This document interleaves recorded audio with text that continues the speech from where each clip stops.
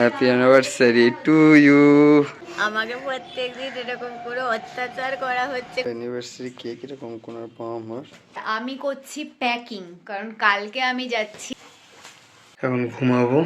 কি বড় বড়, কি সুন্দর দেখতে। হ্যালো গাইস, চলে এসেছি আবার একটা নতুন ব্লগে। সঙ্গে এটা কি কি ঘুম থেকে তুলিয়ে নিয়ে এসেছি ওকে ব্লগ করাবো বলে। বিদায় বন্ধুরা, আমাকে প্রত্যেকদিন এরকম করে অত্যাচার করা হচ্ছে। কদিন পরে তোমরা আমার লাশ দেখতে পারবে। মরে যাব, আমি মরে যাব, তাই আগের থেকে তোমাদেরকে বলে দিচ্ছি বিদায় বন্ধুরা। কি বিদায় সম্মেলনই হচ্ছে নাকি সকাল সকাল?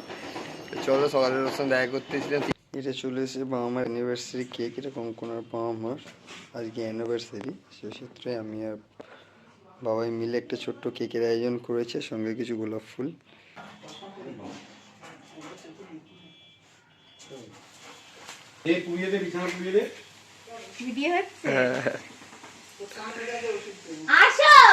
দাদাকে ডাক, দাদাকে ডাক।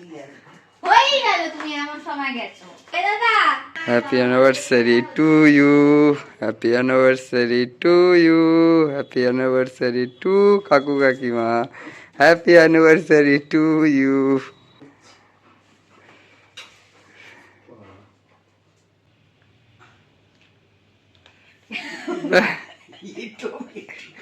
আমি এটার দিকটা দিলাম নাকি?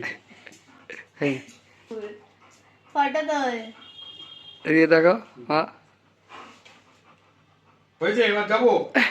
হাই গাইস, সো আকাশ এখানে এসে মা বাবার অ্যানিভার্সারি সেলিব্রেট করে, এটা মা বাবার 32nd অ্যানিভার্সারি ছিল, মানে 32 ইয়ার্স ওরা বিয়ে কমপ্লিট করলো। তো অ্যানিভার্সারি সেলিব্রেট করে ও মিষ্টি টিষ্টি খেয়ে, কেক খেয়ে, কফি খেয়ে ও গেছে এখন অফিসে। আর অ্যাকচুয়ালি ওখানে যেই তোমরা গোলাপ ফুলগুলো দেখছিলে, যেখানে মা বাবার হাতে গোলাপ ফুল আছে, সেগুলো অ্যাকচুয়ালি আমার জন্য ও এনেছিল, যেহেতু আমার এখানের গোলাপ ফুলটা শুকিয়ে গেছিল। তো তাই জন্য এই দুটো গোলাপ ফুলও আমার জন্য এনেছিল।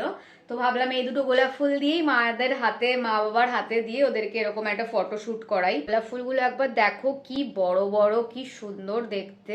সাইজগুলো কিন্তু সত্যি খুব বড়, মানে নর্মাল গোলাপের থেকে কিন্তু এগুলোর সাইজ অনেক বড়, খুবই সুন্দর দেখতে।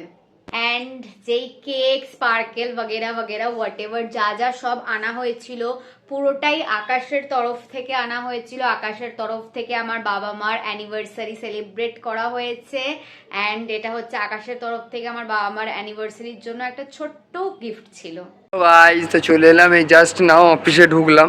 তো এই জাস্ট বাবার সঙ্গে দেখা করে জাস্ট অফিসে ঢুকলাম। এই মুহূর্তে এখন অফিসে ঢুকে ট্রেনিং আছে।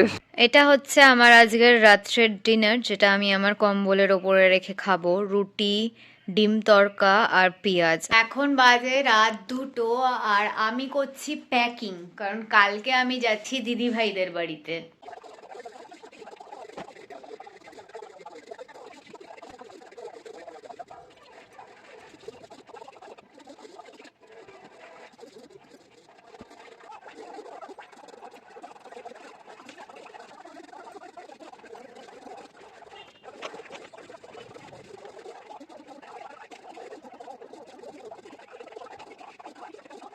চলে এসেছি অফিস থেকে ফিরে, এখন ঘুমের উদ্দেশ্যে রওনা দিচ্ছি।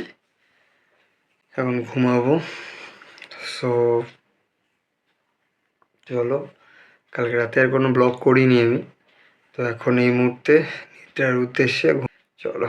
Tata and good morning everyone.